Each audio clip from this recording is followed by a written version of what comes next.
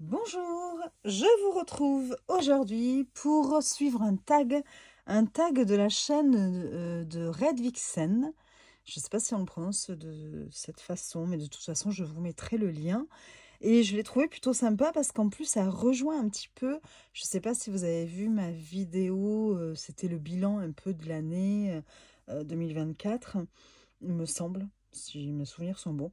Une longue vidéo d'1h45 où je vous expliquais que je me demandais quelle orientation donner un peu à ma chaîne. Et je disais peut-être faire un travail un peu plus...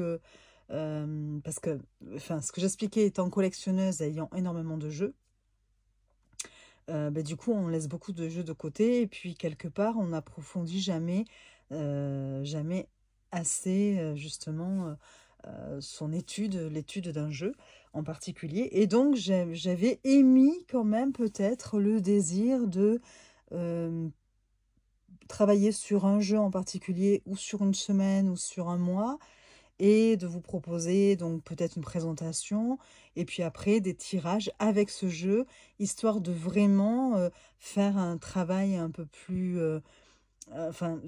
histoire de se concentrer vraiment sur un jeu en particulier pendant plusieurs jours, voire semaines.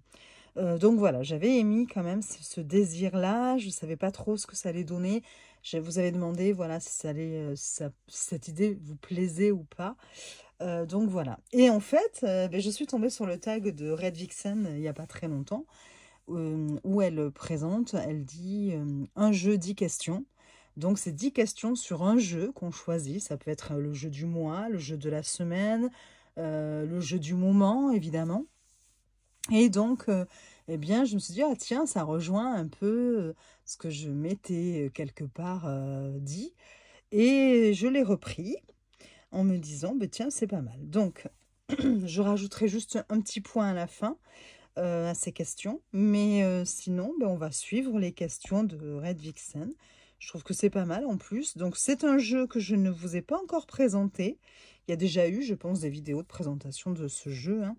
Et du coup, je vais pouvoir vous le présenter à travers ces questions. Alors, c'est le Desert Elimination Tarot. Je ne sais pas si je le dis correctement. Donc, c'est de Lindsay D. Williams. Je l'ai acheté sur la boutique du Salon des Arcanes de Nicolas.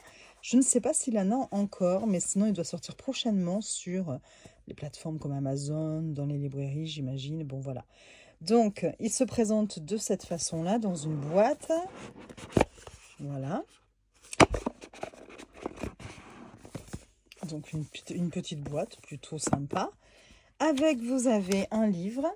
Voilà, un livret en anglais, hein, mais qui est assez quand même complet. Vous voyez, vous avez pas mal de texte pour une carte. Là, ce sont les arcanes majeures, mais vous avez aussi la même chose, vous voyez, pour les arcanes mineures. Donc ça, c'est plutôt bien. J'ai fait la traduction avec mon deuxième portable. La table des matières. Une introduction plutôt sympa, mais nous verrons après, puisque là, on va faire à travers les questions. Et donc, le jeu, je vous montre le dos, les tranches. Voilà, flamboyantes. Et les cartes qui se présentent comme ceci au niveau des couleurs. Je vous montre un peu là comme ça rapidement. Mais tout en répondant aux questions, on pourra les regarder aussi. Donc voilà, la qualité du jeu, j'en profite quand même pour vous dire qu'elle est très très bonne. Mais voilà, allez, j'arrête d'anticiper déjà en plus les questions. C'est compliqué pour moi. Donc, mon jeu du mois, c'était la première question. C'est le Desert Illumination Tarot. Alors, je dirais pas forcément le jeu du mois hein, pour moi. Ici, voilà, c'est un de mes jeux et que j'ai choisi celui-ci pour faire ce tag. Qu'est-ce qui m'a attiré chez lui? Ce qui m'a attiré chez lui, ce sont ses couleurs, de prime abord. C'est-à-dire qu'au début, je me suis posé la question quand je l'ai vu sur le Salon des Arcanes.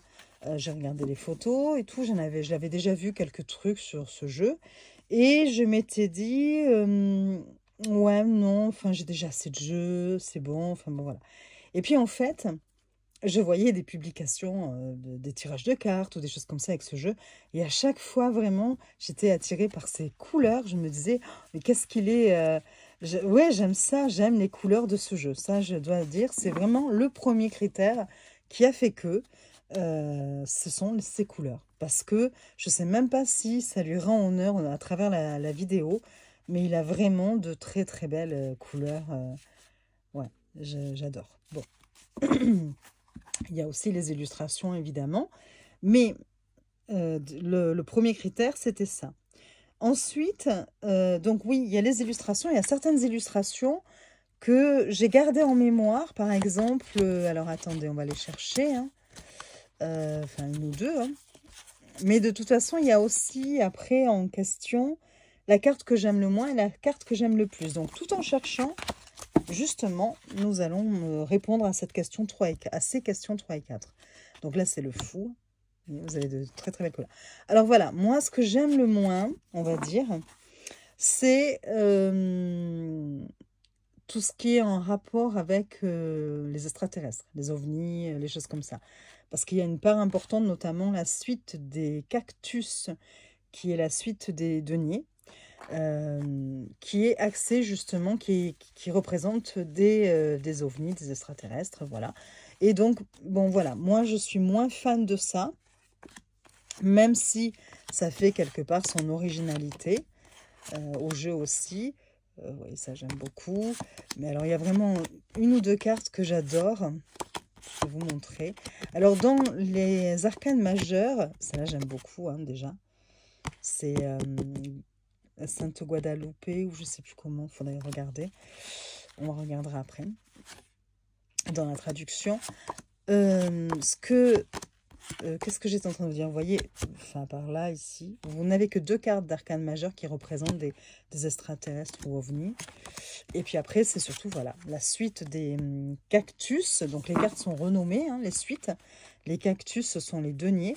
Et donc là, ce sont des extraterrestres. Hein, des personnes qui viennent d'autres cieux. Donc voilà, celle que j'aimerais le moins, voilà, ça, je suis pas très fan. Par exemple, et puis voilà, celles qui sont comme ça, c'est pas, oui, c'est pas ma came, on va dire, voilà. Et puis ben, celle que j'aime le plus, voilà, celle-ci, hein, qui est aussi sur le livret d'ailleurs, hein. Donc voilà, alors celle-là, je l'ai gardée en mémoire un bon moment avant d'acheter le jeu. Je me disais, voilà, elle me plaisait, j'aime beaucoup ça aussi, ce style-là, qui fait très mexicain. Alors, attendez. Comme ça, on voit les cartes en même temps. C'est sûr que je ne m'attarde pas. J'aime bien celle-là aussi. Je ne m'attarde pas, disons, sur les cartes. Hein, mais voilà, celle-là, j'adore. J'aime beaucoup les personnages tels qu'ils sont représentés. J'adore. Voilà. Il y a un côté un peu quand même... je ne sais pas si on peut dire vintage. Enfin, il y a quelque chose, voilà, dans les visages... On retrouve vraiment le côté western en plus, donc les cow-boys, et ça j'aime beaucoup. Et donc, voilà, je vous montre, enfin, allez, on va finir juste au moins pour les cartes. Mais bon, voilà, je vous ai montré un petit peu ce que j'aime le plus et le moins dans ce jeu, les cartes que j'aime le plus. J'aime beaucoup celle-ci aussi dans ce jeu. Le dos aussi, franchement, c'est une tuerie, hein. Ça aussi, il m'a beaucoup attiré entre ces tranches, le dos et puis les couleurs de ce jeu.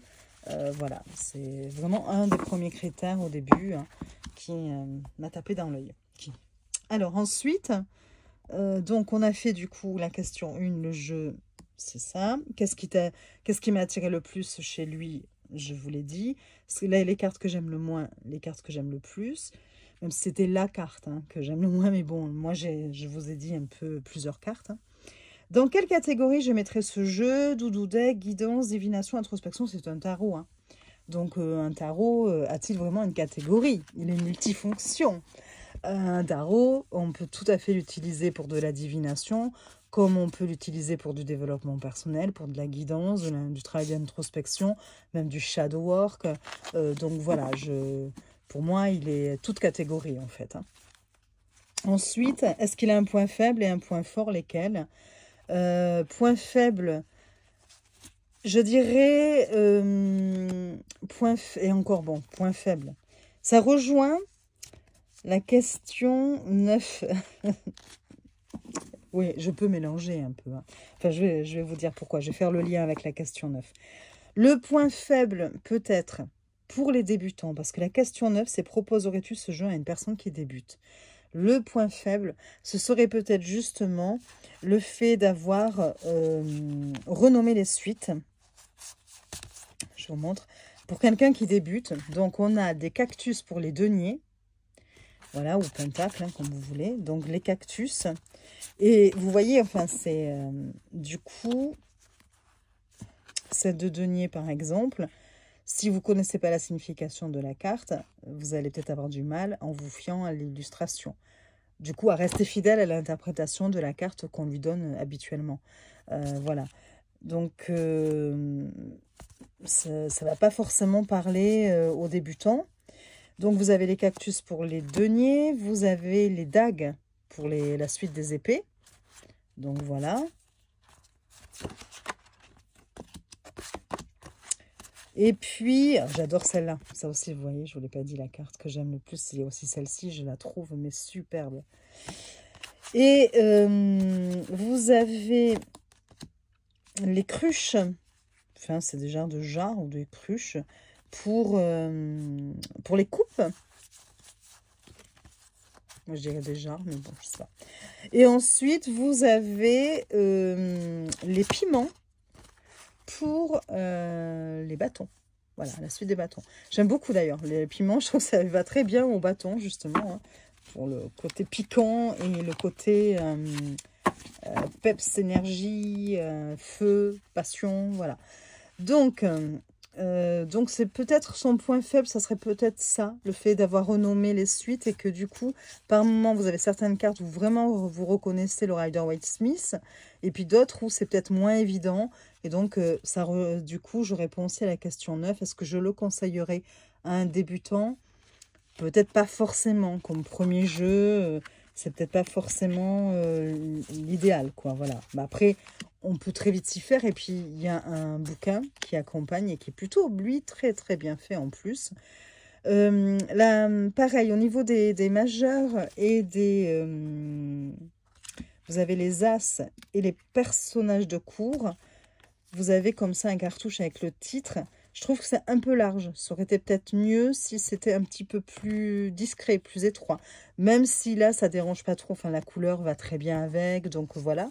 Mais voilà, vous ne les avez pas sur, par exemple, les arcanes mineurs. En dehors de l'as et des personnages de cours, là, vous n'avez plus rien. Vous avez l'illustration en pleine carte. Donc, voilà. Donc, c'est dommage qu'il n'y ait pas eu ça pour... ou quelque chose d'un peu plus discret. Voilà. Si c'est vraiment histoire de donner, voilà... des petits points faibles hein, du jeu. Et ensuite, le point fort du jeu, c'est déjà ses couleurs, évidemment, j'y reviens. Hein. Voilà, donc son originalité. On n'a pas beaucoup de jeux qui basaient beaucoup sur les déserts, parce que là, c'est vraiment sur les déserts, et en plus du sud-ouest de l'Amérique. Donc, je trouve ça plutôt sympa, voilà, original. Et puis, son livre. Alors, justement, alors déjà, la qualité des cartes, c'est aussi un des points forts, hein, parce que c'est une très, très bonne qualité pour un mass market. Ce sont les éditions US Games. Donc, voilà. Et le livre, je le trouve génial. Déjà, bon, alors, la table des matières. Alors, c'est en anglais. Hein. Et donc, justement, hop, je vais vous chercher quelques traductions. Voilà. Je le trouve très bien écrit. Le désert possède une énergie qui ne ressemble à aucun autre paysage. Il présente une grande variété de végétation, de créatures, d'histoires et d'éléments qui émettent une vibration extrêmement élevée. Cette vibration rend l'accès aux parties les plus profondes de nous-mêmes et du royaume spirituel beaucoup plus accessible que dans n'importe quel autre endroit sur Terre. Le tarot Desert Illumination est basé sur le système de tarot Rider-Waite-Smith avec les archétypes et les symboles ajustés pour fonctionner avec des éléments, des énergies, des mythologies et des motifs culturels spécifiques des régions du sud-ouest des États-Unis d'Amérique. Ce codex des illuminations du désert est un guide créé pour aider les débutants ou les lecteurs de tarot chevronnés à déchiffrer comment utiliser ce jeu particulier, comment faire des lectures simples et ce que signifie chaque carte. Bon, après, je vais vous passer les petits détails. Vous avez plein de conseils pratiques. Par contre, c'est vrai que le livre, pour aider un débutant, je le trouve vraiment pas mal. Parce que presque tout est abordé. Voilà. Par exemple, comment lire le tarot? Devenir un lecteur de tarot expérimenté peut prendre des années de pratique. Ce processus peut paraître intimidant, écrasant et déroutant au début. Il est recommandé de progresser lentement vers des lectures plus complexes après avoir parfaitement maîtrisé et étudié la signification et l'interprétation de chaque carte. Commencez par tirer une carte par jour et consacrer un peu de temps à écrire sur les associations dans un journal de tarot. Les significations et descriptions mentionnées dans le livre sont importantes pour vous en souvenir, mais essayez également de penser à ce que chaque carte vous fait ressentir. Que vous disent les images? Quelles émotions vous viennent à l'esprit lorsque vous regardez les cartes? Quel est le lien avec votre vie actuelle? Écrivez tout cela. Vous serez surpris de la rapidité avec laquelle vous pourrez vous connecter aux cartes en utilisant cette méthode d'apprentissage. Bientôt, vous pourrez commencer votre première lecture. Donc, c'était ici. Comment votre première lecture, non ça c'était comment lire, donc voilà, votre première lecture, oui j'oublie un peu de tourner les pages au fur et à mesure vu que je lis sur mon téléphone. Votre première lecture, pour commencer votre première lecture, commencez par tirer une carte à la fois, posez une question générale ou ouverte à voix haute ou dans votre tête avant de mélanger le jeu. Mélangez jusqu'à ce que vous sentiez que c'est le bon moment pour tirer une carte. Voici quelques bons exemples de questions pour une lecture. À quoi ressemblera le reste de ma semaine? Comment puis-je renforcer mes relations actuelles? Comment puis-je réussir ma carrière? Quelles sont mes perspectives actuelles pour ce mois-ci, etc., etc. Donc, vous voyez, vous avez quand même bien des exemples pratiques et surtout, à chaque fois, vous avez des exemples. Là, vous avez un exemple d'un tirage à une seule carte et on vous explique ce que cela signifie, comment l'interpréter, l'intégrer avec comment apporter une réponse à cette question spécifique. Et puis après, elle vous parle du tirage à 3 cartes, donc passé, présent, futur. Pareil, hein, vous avez des exemples. Et on passe après aux arcanes majeures. Et vous avez, toujours pareil, on vous explique ce que sont les arcanes majeures. Je trouve que c'est très très bien écrit, hein, voilà. Et après, vous avez la signification des cartes. Donc là, vous avez l'illustration. Bon, c'est en noir et blanc, c'est un peu dommage. Le titre, vous avez la planète, l'élément, le chakra associé. Et puis, vous allez avoir, donc si je vous lis par exemple le trickster, donc c'est le fou. Donc la planète Uranus, l'élément air, le chakra couronne.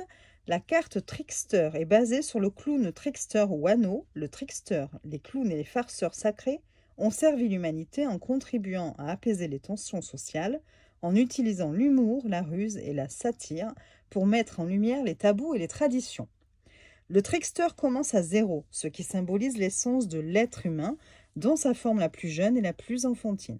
Le trickster regarde au loin avec une nouvelle perspective sur son nouveau voyage dans la vie, prêt à relever tous les défis imprévus qui l'attendent.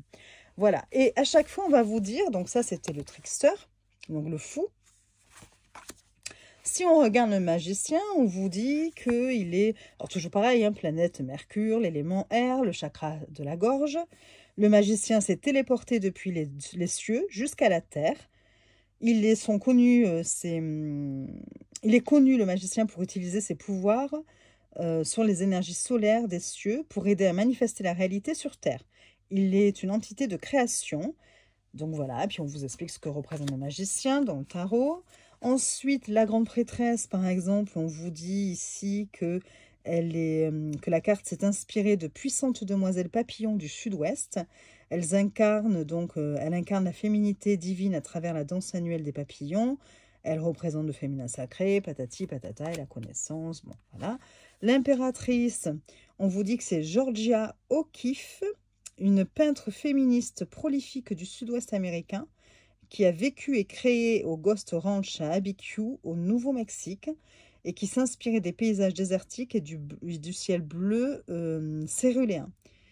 Et après, on vous dit ce qu'est l'impératrice. L'empereur, on vous dit que c'est Geronimo. Vous voyez?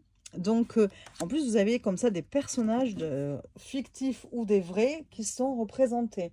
Donc, voilà. Ensuite, vous avez, donc on a dit, oui, le hiérophante, qui est représenté par Sitting Bull, je ne sais pas si je le dis bien, ou Bull, un chef Lakota, qui a mené son peuple dans la résistance contre les troupes américaines. Alors j'aime bien parce que voilà, vous avez en plus un petit côté comme ça, où vous découvrez un peu le sud-ouest de l'Amérique, enfin voilà, les cultures. Vous avez, je sais qu'il y en a une carte. Alors bon, je vais pas toutes... voilà, là, c'est Calamity Jane, hein. Là, vous avez le chariot, c'est Buffalo Bill. Voilà, là, par exemple, c'est ce que je voulais vous montrer. Une carte qui vous parle du mythe du loup rouge. Voilà. Donc, je ne vais pas vous le lire, justement. Comme ça, si jamais vous vous procurez le jeu, vous aurez la surprise, la découverte, aussi le plaisir de la découverte. Vous avez ici l'ermite. Bon, à chaque fois, on vous dit qui est représenté, pourquoi. Et ça, je trouve ça plutôt sympa. Voilà. Donc, c'est vrai que je vous ai dit qu'on ne pouvait pas, enfin que pour un débutant, c'était peut-être pas le meilleur jeu. Mais par contre, c'est vrai que comme il y a ce bouquin, ça peut quand même vraiment aider et apporter justement un plus pour apprendre le tarot. Donc voilà, si une personne se sent d'apprendre avec ce petit bouquin en même temps, mais bon, après, vous n'avez pas non plus grand-chose hein, sur la signification en elle-même de la carte. Donc c'est vrai que j'en resterai à dire quand même qu'il vaut peut-être mieux d'abord avoir un premier tarot un peu plus classique comme le Rider-Waite-Smith, voilà, ou bon, après, voilà, en fonction de vos goûts aussi, mais que celui-ci au premier abord, quoi. En première main, en tout cas. Là, vous voyez, c'est Notre-Dame de Guadalupe. Voilà. Et, même bon, moi, voilà, je kiffe ce jeu, vous l'aurez compris. Puis regardez-moi ces couleurs, c'est... wow. Bon, voilà. Alors, on va passer... Essayer de ne pas durer 4 ans, quoi.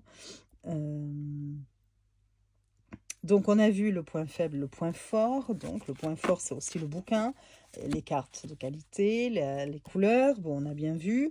Puis, le côté un peu aussi historique, hein, voilà. On apprend des choses.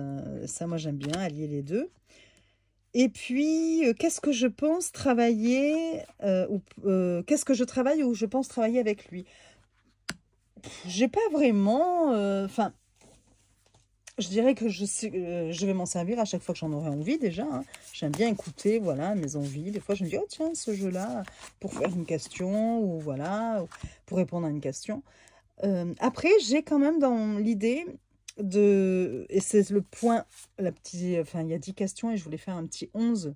Avec quel jeu je le vois bien, quel combo je vois avec ce jeu-là, justement. Et j'ai pensé au... je vous le montre, Affaires sensibles, oups, je fais n'importe quoi moi. Affaires sensibles de Iéna, c'est un oracle. Je pense qu'on est beaucoup déjà à le connaître. Je vous montre rapidement. Hein. Voilà, vous avez le dos qui est comme ça, les tranches qui sont noires, mais bon, comme je l'ai déjà utilisé, vous voyez, ça commence à partir. Et je trouve qu'au niveau des couleurs, ils vont très bien ensemble. Voilà, et il a de très belles couleurs aussi, cet oracle. Et je vous montre en même temps. Hop, hop, hop, on va y arriver. J'essaie de rester au centre. Voilà, vous voyez, moi, je ne sais pas pourquoi. Je les vois bien ensemble. Après, voilà, je trouve qu'ils peuvent tout à fait se répondre. Vous voyez, le magicien, échange, communication. Bon. La grande prêtresse, indice, preuve. En plus, on dirait que déjà, il est en train de nous montrer. Oui, oui, ça va. Là, ici, l'impératrice, complaisance, hypocrisie. Voilà. L'empereur, infiltration, surveillance. Là, ça donnerait le hiérophante, punition, isolement. Ah, je trouve que déjà, vous voyez, ils se répondent presque. Les amoureux, peur, surprise. Et voilà, moi, je trouve qu'ensemble, ces deux iraient très, très bien. Voilà, ça, la force. Et là, vous avez carrément une bibliothèque, un bureau. L'ermite, des tensions et des désaccords. Attendez, je vais fermer la porte parce que j'ai mon homme qui vient de rentrer.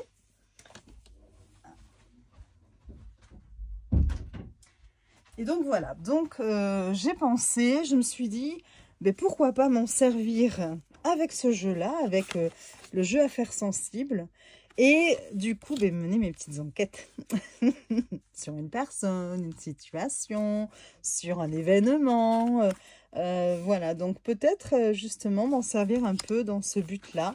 Même si, comme je vous dis, si j'ai une petite question comme ça, ou que j'ai envie de me tirer la carte du jour, rien ne m'empêchera d'utiliser le Desert Illumination Tarot. Hein. Mais voilà, je me suis dit, ils peuvent très bien... Regardez, j'adore.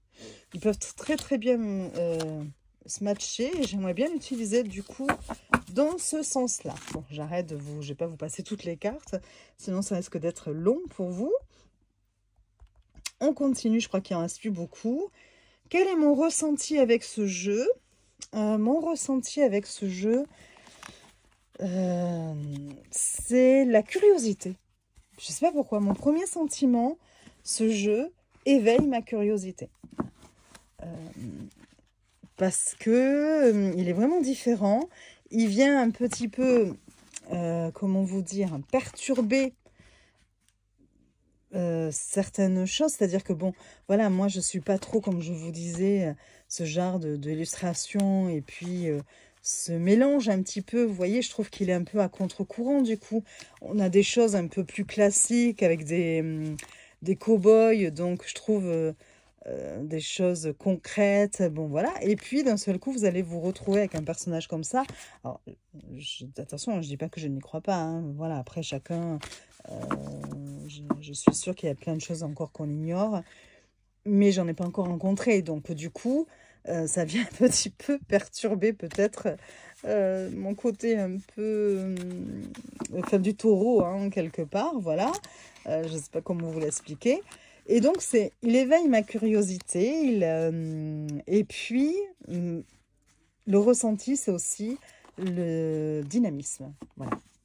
Ce jeu est plein de dynamisme. Et je pense que du coup, il peut venir un petit peu me secouer en me disant, bon là, c'est pas le moment de dormir ou d'hésiter. Je sais pas. C'est un peu ce que je suis en train de... Je me dis qu'il doit être... franc du collier et c'est mon ressenti, voilà, en regardant ce jeu. Et voilà, j'ai hâte quand même, voilà, qu'ils me disent un petit peu les choses sans passer par 10 000 chemins et qui viennent aussi quelque part bousculer peut-être certaines convictions, certains schémas de pensée chez moi. Donc mon ressenti, c'est ça, c'est vraiment de la curiosité et une sorte de dynamisme, voilà. Et enfin, quelle note sur 10? Parce que du coup, je saute la question 9. Proposerais-tu ce jeu à une personne qui débute? Je vous mettrai de toute façon les questions si jamais vous voulez suivre ce tag, parce que je le trouve sympa, franchement. Et quelle note sur 10 mettrais-tu à ce jeu? Je lui mettrai un 8 sur 10. Voilà. Je ne mettrai pas forcément 10 parce que ce serait vous mentir, j'ai quand même eu des coups de cœur des fois, des jeux où vraiment, je me suis dit, voilà, même si, voilà, 8 c'est déjà très bien, je trouve, hein, parce que j'aime beaucoup, hein, j'aime beaucoup. Mais peut-être 8 par rapport, peut-être que c'est les 2 points, c'est peut-être par rapport justement au... elle est jolie celle-là. Cette cartouche ici, là, comme ça. Ce cartouche, je crois qu'on dit, ou une cartouche, je sais plus. Bon, peut-être que vous savez, vous pouvez me le mettre en commentaire. Je dormirai moins bête comme ça. Et puis, le fait d'avoir renommé les... moi, j'aime bien, hein, parce que du coup, on reste dans le thème. Mais bon, voilà, peut-être... par rapport à ça, je mettrai, puis bon, puis j'aimerais bien peut-être un livret en couleur, donc allez, c'est histoire de pinailler, mais je dirais 8 sur 10. Voilà. Eh bien, écoutez, j'espère que cette présentation à travers un tag proposé par Red Vixen vous a plu. Vous pouvez me le mettre en commentaire, sinon, si ça vous plaît, je pourrais en faire plus souvent, hein, du coup, de cette façon-là. Après, c'est sûr que du coup, on est moins dans je vais vous lire une carte ou... c'est vrai qu'on aurait peut-être pu faire un tirage après, peut-être la prochaine fois, parce que là, du coup, comme mon homme vient de rentrer, voilà. Mais peut-être que je proposerai un tirage avec ce jeu, justement, une petite vidéo comme ça, vite fait, pour qu'on puisse profiter des cartes et de ce que donne le livre aussi. J'adore le dos. Franchement... il est très très beau ce dos. Ouais. Voilà. Bon, j'arrête. Allez, je vous laisse tranquille. Je vous souhaite une très belle journée et je vous dis à très vite pour de nouvelles vidéos. Je vous fais des bisous.